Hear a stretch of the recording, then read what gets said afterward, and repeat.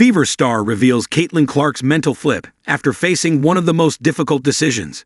There's no mentioning basketball today without the inclusion of Caitlin Clark, and yet all the spotlight doesn't seem to faze her. It never has. Not when she spent her childhood playing on boys' soccer and basketball teams, breaking barriers just to play the sports she loved. Not when she shattered records to become the NCAA's all-time scoring leader. And definitely not when she became the WNBA in her very first season. Through it all, one thing has always carried her forward: her unshakable mental strength. But that strength had to take on its greatest test when she faced her biggest challenge, but in a whole new way. We know that Clark's 2025 season was marred by multiple injuries. Here's a quick timeline. She first suffered a left quad injury on May 24, missing 5 games, before returning to score 32 points on June 14. A left groin injury on June 24 sidelined her for 4 more games.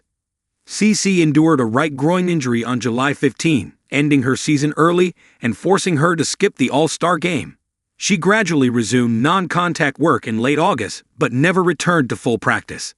On September 4, Clark announced she would miss the remainder of the regular season and any postseason action. This was brutal for someone who had been among the top MVP contenders, was supposed to have a historic season, was just a 23-year-old, and had never missed a single regular season game in their entire college career. And suddenly had to accept a brutal decision to sit out the season. So what did she do? Recently, her teammate Sydney Colson revealed how Clark adjusted her mindset during her injury. Speaking on Good Follow, she said, "It was good to see a lighter side of her, you know. I think especially when she was injured, you're having to adjust your mindset. You're having to get mentally tougher." She shared how watching your team from the outside is tough. "But I was talking to her a lot about staying vocal," Colson said. "You know, you don't want to lose this time with your teammates because you're injured or sidelined.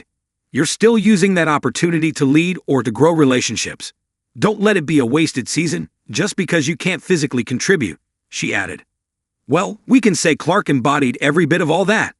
Through it all, she barely missed any games as a cheerleader for her team. The ones she did miss were for personal reasons. Meanwhile, the entire Fever roster, battling 5 season-ending injuries, became the loudest, proudest unit, even labeling themselves the bench mob. CC even stepped up as Coach Clark, often instructing teammates or drawing up plays, and they listened. Why? The most important part of leadership, she says, whether that's the WNBA or corporate America, comes down to relationships and really caring about the people you surround yourself with. Why would my teammates want to listen to me if I didn't have a relationship with them? She adds, and relationship and friendship was the theme of Fever's season. Protect the culture was their motto from the get-go, and it seriously can't get better than what they have right now in that locker room. Every season wrap post, every shout-out, reflected the same message. They made new bonds and stuck together, defying the odds to reach the sameness. It was the mentality of not me, but us, that ensured this season was far from wasted for Clark. Maybe not on the court, but she embraced every moment and had a blast doing it. And now, with the offseason upon her, the big question is, where is she headed next? Caitlin Clark's offseason plans. Clark played in just 13 games during the 2025 WNBA season. While trying to return from rehabbing her right groin injury, the 6-foot guard also suffered a separate bone bruise in her left ankle. During her Fever exit interview, Clark provided an update on her recovery. "I've been working really hard to get back to full health, and I feel like probably, over these last couple of weeks, is when I probably started feeling my best. My ankle didn't allow me to really see where my groin was at," Clark said. She said she plans to rest briefly before resuming rehab. "I don't really want to set back the work I've done. I'm just trying to get my body back to full health.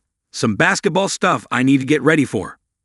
Fever guard also hinted at potential opportunities, though she hasn't revealed any plans yet. Last year, she was offered a 7-figure deal with equity and revenue-sharing options in Unrivaled's inaugural season, but declined. The league, co-founded by WNBA stars Nafisa Collier and Breanna Stewart, still has its doors open for her, though reports suggest the Unrivaled 3x3 league is unlikely this season. "I think you always explore every opportunity, and I haven't made any decisions, and I don't know what that's necessarily going to look like for me," Clark said.